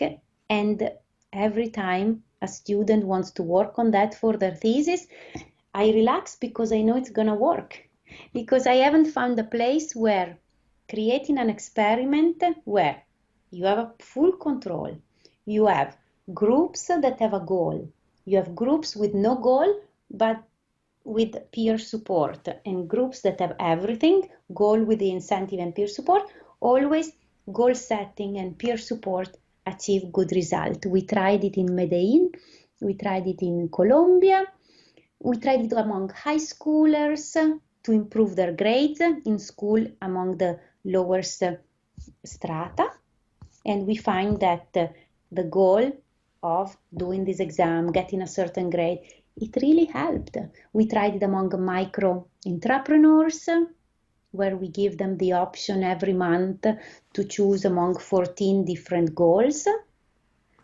And by the time of the 6 months, those that were in the goal setting with a small incentive and the peer support, those that had the whole thing, they really did achieve more goals and increase the revenue of their micro enterprise more than the other. This program, the Family Independence Initiative, is now in Chicago, in Hawaii. I think I forgot in which large poverty institute they are now trying to roll out a massive experiment in the United States based on this idea. And again, I'm starting, it's all about the individual. It's all about, but it is important to put the individual in charge. The problem is that when we think that this is going to be the solution, it's not just the individual. The individual does its part, but the government has to do the other part. And in the United States, the government is not doing many things. Yeah. And again, still one of the major factors there is group support, right? Because it's not that people just by themselves alone would behave as well, right? No, because the group give us support, but the group, we are also afraid of the other. The group keep us in line. The group, if I promise to my group friends that if I promise to my co-author that I'm really going to finish a draft I have to do it because I don't want them to think less of me. I don't want to disappointment. If it is money involved, I don't want them to whack my knee. Yeah. By the way, at a certain point when we were talking about microfinancing, you also mentioned group loans. So, does social capital also play a role in group loan repayment? Absolutely. Absolutely. Because instead of giving the loan to a person, I give it to the entire group. Me as a bank, I am fine because if one doesn't repay, the other 9 will. It's now their problem, not my problem. So it's all about social capital. It's going to be the people themselves that are going to do the screening of the other people that are trustworthy, that they are not going to be reckless. When given the money, they are not going to spend them all doing something that it is not a productive activity. So group loan is absolutely based on the concept of social capital. Social capital is really the secret sauce to lots of things. There are many different definitions of social capital. It depends what we are trying to measure. It's difficult though because it's not visible. It's the trust. It's the optimism for the future. It's the animal spirit of the entrepreneur. It's the trust that trading with anonymous stranger, you're not going to be taken advantage of. It's the trust in the future, the trust that if you invest in this country, in Silicon Valley, 20 years down the road, you're going to reap the benefit. It's not going to be that someone is going to come and take the company away from under your feet. And the government can do a lot to support social capital, and it can do even more to destroy it. Right. So another related topic, we've been sort of alluding to it, even though I don't think we have mentioned it directly yet. But what is financial exclusion, and what effects does it have on people? Yeah, financial exclusion, it's when people have absolutely nothing and they cannot open a bank account. They are excluded from owning a bank account. Therefore, they don't have an ATM, a debit card. Where do they put their saving? How can they get a loan? This happens especially among immigrants. It happens a lot in Europe, in Italy, among immigrants from North Africa or other countries in Africa. They arrive and it's a nightmare that takes forever to be banked, to have a bank account. Without a bank account, sometimes you cannot have electricity in your house. Try in many countries to have attachment to electricity, to the water, to the phone without giving a bank account. You're excluded from society. In many developed countries where the vast majority of people are banked. Then there are other countries where there aren't many banks, and so it's really not a big deal in the sense that everybody suffers. But it suffers a lot someone that lives in a country where you need a bank account for everything and you just cannot open one because you're not resident, because of many things. And sometimes in our studies, not that people in Italy, for example, were excluded because they didn't know it. What a wonderful thing. Sometimes development economists think, oh, if people just knew it, what a wonderful thing it is to have a bank account. People know it. They cannot get it. The same with insurance. People know that insurance is great, but it is expensive. Sometimes it's too expensive. It's not worth it because it's so expensive. But then when disasters strike, when they have the car accident, then they are ruined. And they think, wow, I should have paid for car insurance. But even making people buy insurance, now we have microinsurance product. I heard from my colleague that works on micro insurance, not microfinance, micro insurance. It's really hard to have farmers buy this insurance product, even if it is in their interest. And they are still trying to understand why they don't want to buy it.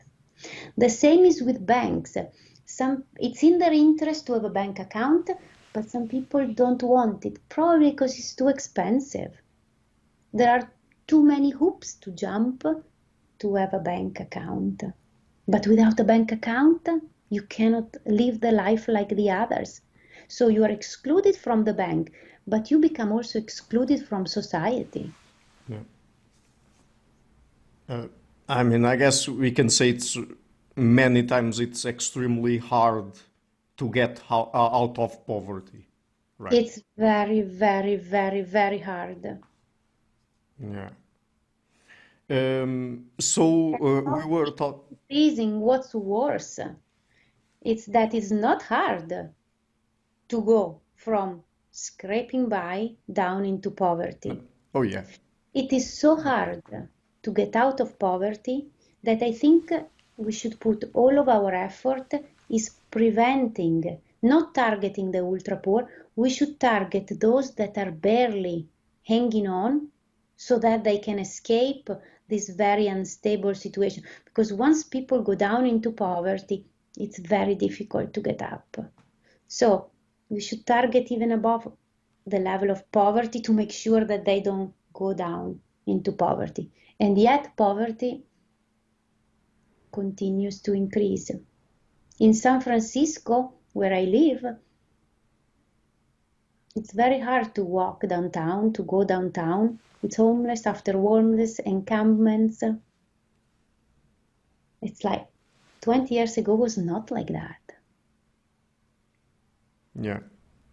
Yes, and I mean, again, I've already mentioned this, but I think people should be more compassionate and understanding, much more than they usually are, because for most of these people, I don't think it's their fault at all that they reach that very extremely unfortunate state. Yeah. Anyone could find themselves. They did a study in Auckland about people in this enormous camp. Many of them are the one that narrowly escape the fire. We had every year we have lots of fire here in Northern California. Yes. But 2-3 years ago there was an especially severe one that gutted an entire town. These people had no house, no business because they were coffee shop owners. They were people that were fine. They might not have enormous saving, but they were definitely not on the street. And some were doing quite well. And they went down and they cannot get up. Yeah. Yeah. No, I mean, at least for people who have some understanding of how things are when you live in poverty, I mean, for me, it's extremely easy to understand why people can't really get out of it, at least without help. So, another topic we've been talking about social capital and markets as well. So, what are networked markets? That's another topic I read about in your work. Yeah, it's back to the idea. See, it's always the same theme. It's always the same theme. When there is complete cheating, when people can cheat, Yeah. can buy a product, let's say online, and this was inspired by the fact that in Italy, it was very difficult for internet commerce to flourish. Even now, it's much, much less than in the US. Now I need anything, I go online, I get something, I don't think twice. I've been cheated a couple of times, but not that many. In Italy, the fear is that if you buy something online from someone that you don't know, instead of receiving a computer, you'll get a brick in a box. Oh my God. So it took forever for online commerce in Italy to develop because of lack of trust. Network markets are one in which instead you can develop this personal relationship among traders. Like, I know that there is someone on Etsy. Let's take Etsy, the place where people from home can sell something to other people. That requires some trust. I now develop this relationship with Isabella, and Isabella sews pillow. And I don't go towards someone that's more efficient because I just trust Isabella, and trust is a very important part of every trade. So the idea of networked exchange is that personal relationship among traders can recover a little bit of the surplus that it would get completely lost when people do anonymous transaction in situation in which there is no legality, in situation in which people can cheat with impunity. I think in China they solved the problem. This is exactly the same problem of internet commerce in China. They solved it very interestingly. I think when you buy something online, your money go into an escrow account, and only when you receive the good and you write that the good is the good and it is not a brick, the seller gets the money. So the seller doesn't get the money before you receive the good. And if the good is not what you wanted, you put a complaint, and there are people that assess the situation, adjudicate the tort. But see how much resources do we waste in a situation like this one? Like in the US, if you buy something online and it's not good, even your credit card company gives you the money back. You have 30 days, right? So good rules, good institution allows for impersonal market, not networked market where you have these networks of traders that at least know each other. You can build on reputation. Lots of trade in the past has been built on reputation. It's so important you have a good reputation. I trust you. You're not going to cheat me. I'm not going to cheat you. Me and you continue to trade with each other, even if it would be more efficient for me to trade with someone else whose good is cheaper, or for you to trade with someone else that could pay you more than what I do, but you don't trust that they are actually going to do it. While I always pay less, but I always pay. But even in situations in markets where cheating is common, can they still operate efficiently? They could in theory. In theory, they could. There is the potential for operating efficiently. Like the mafia is this clearinghouse.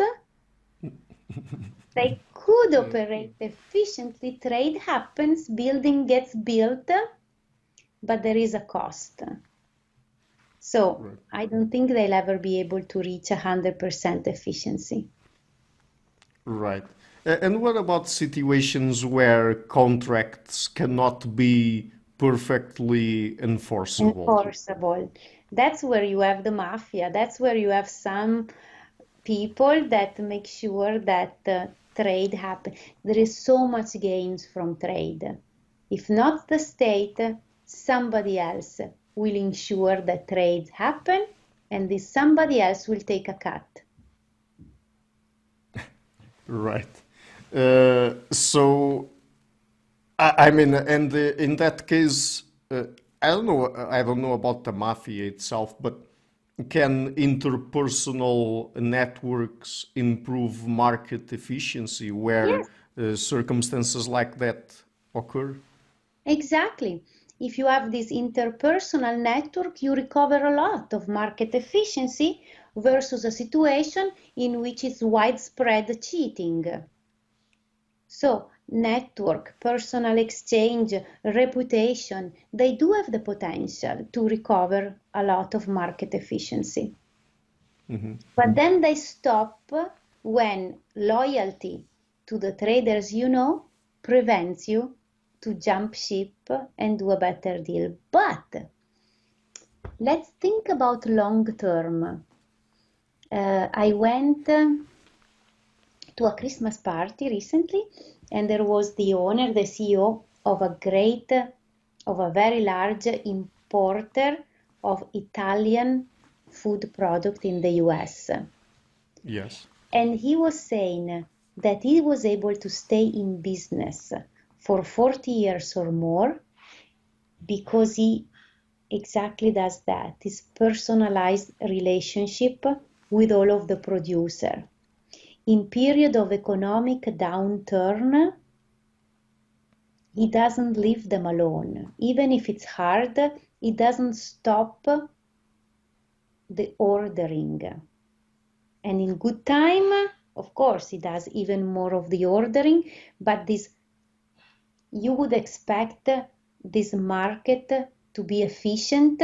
You know, if I want pasta of this size, of this type, it doesn't matter if it is Barilla, Felicetti, Rumo, etc., but he would say, no, the secret of my business is having this personal relationship in which we help each other out. And it is 40 years that through thick and thin, we have been helping each other out. So if we look at things long term, and this goes back to our initial topic, long-term cooperation always win. Long-term personal market, network market are probably gonna give the players more surplus than every single round, every single game relying on the impersonality of trade, which in a one-shot game is the one that gives you more efficiency. So in a one-shot game, it's impersonal market. Long term, probably this network market are going to deliver because they bring cooperation in an institution that is not cooperative, not in a traditional sense. In a market, you don't need cooperation, you do your interest. If it is advantageous for you to do this trade, you do it. Mm-hmm. So, you've also studied coordination and cooperation in games, in different contexts, in different kinds of networks like local, random, and small world networks. So, what are these kinds of networks and what do you see in each of these settings? Okay, so that one was actually when I was in grad school. We are going back now to long time ago. And I was fascinated. There was even theater play about the 6 degrees of separation. Concept that we are all connected through a very small number of handshakes. And then I read the work of the man who shocked the world. I did also lots of work by dropping wallet is for trust, dropping passport, trying to measure how many steps there was between us and everybody else. So I said, what about if we play the classic game, like the prisoner's dilemma game that measures cooperation instead of cheating? Or coordination game, if we can coordinate to better outcome instead of outcome that are less risky, but they are worse for both of us. So I had, the biggest room for playing this game in the lab, I think it was about 18 or 20. So I had 20 players, some of them arranged through the computer. They didn't know it, completely unaware of the linkages between them in a local network. Imagine a circle where you can only play the game with right and left, right and left. Everybody plays only with right and left. A random network when you play with 2 players completely randomly in the circle. Mm-hmm. And the small world network where you play locally but you have a long distance relationship. You play locally where you are in the network, but you have this long distance relationship that make the network really small, because now you have this long distance relationship. And I remember that it's called the small world network, because you have the feeling of a small world. It's enough to have one long distance that everything, and playing locally, that everyone feels like the small world. We had that it was the best for coordination. You can really coordinate on good outcome, but also cheating spread like wildfire. If you locally, you are able to not cheat and to cooperate, but someone had a long distance relationship with a cheater, the cheater comes and destroy the cooperation in your local group. So they are good and bad. Small world network, the network that humans make, are both good and bad. They are bad for cooperation because cheaters, it's enough to have a few cheaters, they can infiltrate very fast all pockets of cooperator. But they may be good for coordination. We can coordinate on better outcomes. Still within the or about the topics we've been talking about in this part of the interview, I guess that I will have just one last question or topic to ask you about. So we talked about those three different kinds of networks and coordination and cooperation games. What about, you've also done at least one study where you compared autarky with frictionless free trade and free trade with cheating. So what results did you get there? So in that one, autarky, imagine you have two markets and market operate independently. Like American can only trade with American, Italian can only trade with Italian. Right. Frictionless free trade is where Italians can trade with Americans. They can buy mozzarella and we can buy iPhone. And frictionless means that nobody cheats. And so there are lots of gain to be done, because all of a sudden you have two big markets that can happen. What happens when you cheat? When you cheat, you don't go back completely to autarky, but you don't have all the gains from the trade that you could have. So this speaks to the importance of even international laws for doing trades across market, across groups. And again, you can have networks.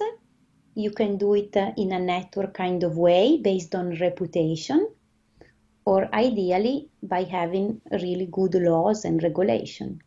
I guess in China we talked about, they create this clearinghouse, this escrow account. It's very complicated, for market to flourish, for growth to really do well, we need to have good rules and regulation. If not, we need to have trust. But we are not going to have trust if we have poor rules and regulation. Market requires social capital, and market breed social capital, and social capital is the secret sauce to growth. Great. So, by the way, just we're nearing the end of the interview. Would you like to tell people what are the kinds of topics you're doing work on at the moment? Yes. So right now I am working on the cooperative child rearing hypothesis.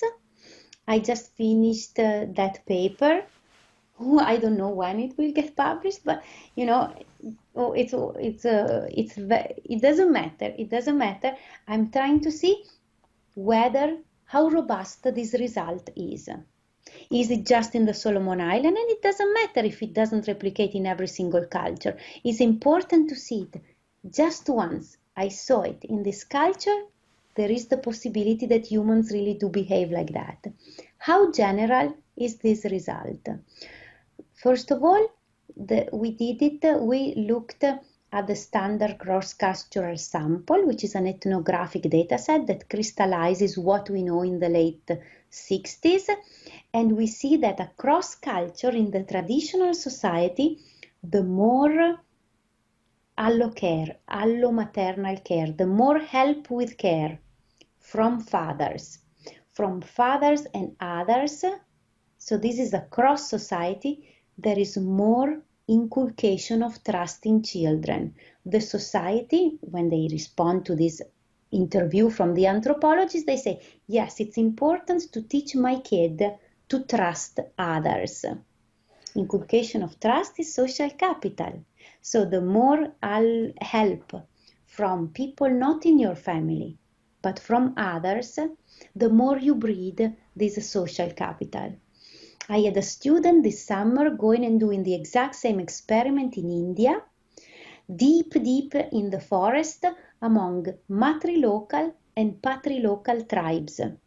Same culture, they are not even far from each other, but some villages are matrilocal, some villages are patrilocal, because again, economists are obsessed with endogeneity, with causality. One could say, well, of course you're going to have more cooperation when neighbors help you with childcare, not because more help creates more cooperation, because the village cooperates more and you have also more cooperation with childcare. So by going into matri and patri villages, there is some exogenous variation that doesn't depend on how cooperative is a village or a person. If you are with the family and the village of your husband, who can help you with childcare are friends and neighbor and your family of your husband family. If you stay within your village, chances are it's going to be your mother, the maternal grandmother, and all of the kins. So by going and checking this exogenous variation, we can see a little bit if it's more the contribution of really help towards cooperation rather than the other way around. The cooperative social norms about cooperation that also decides who is going to do more help in the child rearing enterprise. Mm-hmm. Great. So, and where can people find you and your work on the internet? Well, you can go on my webpage, which is not always the most updated things, but it's a start, alessandracassar.net. And I'm always overjoyed when I receive email from strangers. I love it. So if people want to contact me, they can always send me an email. We can exchange email. We can quickly go on Zoom. Now it is so easy to have conversation. I have students from all sorts of countries in the world that contact me like that, colleagues. I started to do lots of cold call to colleagues everywhere in the world. It's a small world. With the email, we really are in this small world where we can find each other and gain tremendously from these exchanges of ideas. And especially for someone that are multidisciplinary work, I love to do multidisciplinary work and not stay just within economics. Why do I have to reinvent the wheel all the time? If I'm thinking about a topic that's a topic that anthropologists, evolutionary psychologists, they have worked on, I can do so much more if I learn from them and I incorporate their work into my work rather than staying within the narrow boundary of a discipline and reinventing everything all the time. Right. So, Dr. Cassar, thank you so much for your time today. Thank you for accepting the invitation. And it's been an immense pleasure to talk to you. I really loved the conversation. So, and I hope we'll be able to talk again on the show somewhere in the future. So, thank you so much. Thank you, thank you, thank you, Ricardo. I've been, as I was telling you, a huge fan of yours. So for me, being here with you is really a dream come true. Oh my God, that's too much. But it is true because I never thought it would happen. I always saw this great scientist talking with you, always admiring the conversation. It never occurred to me that one day I could be here with you. Oh my God. Well, thank you so much for the kind words again. Okay. Hi guys, thank you for watching this interview until the end. If you like what I'm doing and to keep the channel sustainable, please consider making a pledge on Patreon or PayPal. All of the links are in the description box of this interview. Otherwise, please share the interview, leave a like and hit the subscription button. This show is brought to you by Enlights Learning and Development Done Differently. Check the website at enlights.com. I would also like to give a huge thank you to my main patrons and PayPal supporters, Karen Litske, Anne Blanchett, Pererga Larsen, Lau Guerrero, Francis Ford, Hans Frederick Sunder, Ricardo Vladimiro, Craig Healy, Adam Kessel, Olaf Alex, Jonathan Wissel, Jacob Klinkby, Matthew Whittingbird, Arno Wolf, Tim Hollacy, Enrique Alenia, John Connors, Philip Forrest Connolly, Jerry Mueller, Herbert Gintis, Rutger Bo, Bo Weingard, Rebecca Newberger Goldstein, Dan Demetrio, Robert Windiger, Rui Narcio, Arthur Coe, Zup, Marco Neves, Colin Holbrook, Susan Pinker, Bernardo Seixas, Pablo Santurban, Simon Colombo, Jorge Espinha, Phil Kavanagh, Mark Blythe, Roberto Inguanzo, Michael Stormer, Samuel Andreev, Tiago Nunes, Bernard Dugny, Alexander Dunbauer, Fergal Cusson, Evan Bodrenko, Hal Herzog, Don Ross, Jonathan Librant, Oslem Bullitt, Nathan Nguyen, Stanton T, Samuel Correa, Eric Hines, Mark Smith, J.W., João Eira, Tom Hamel, David Sloan Wilson, Yacila Dez Araújo, Eden Solon, Romain Roach, Dmitry Grigoriev, Diego Londoño Correa, Tom Roth, Yannick Punter, Adana Rusmani, Charlotte Bliss, Nicole Barbaro, Adam Hunt, Pavel Ostazewski, Nelek Bach, Catherine and Patrick Tobin, Al Ortiz, Guy Madison, Gary G. Hellman, Lida Cosmidi, Saima Afzal, Adrian Yegi, Nick Golden, Paulo Tolentino, João Barbosa, Jules Price, Edward Hall, Edin Bronner, Franca Bortolotti, Gabriel Pons Cortez, Ursula Litske, Dennis Cook, Scott, Zachary Fish, Tim Duffy, Sonny Smith, John Wiseman, and Morton Eichland. My producers Izar Webb, Jim Frank, Lucas Stafinia, Ian Gilligan, Luís Caetano, Tom Vanagdam, Curtis Dixon, João Linhares, Benedict Mueller, Vega Guidi, Sardas France, and Thomas Trumbull, and my executive producers Michel Rugieski, James Pratt, Matthew Lavender, Sergio Codriano, and Bogdan Kanivets. Thank you for all.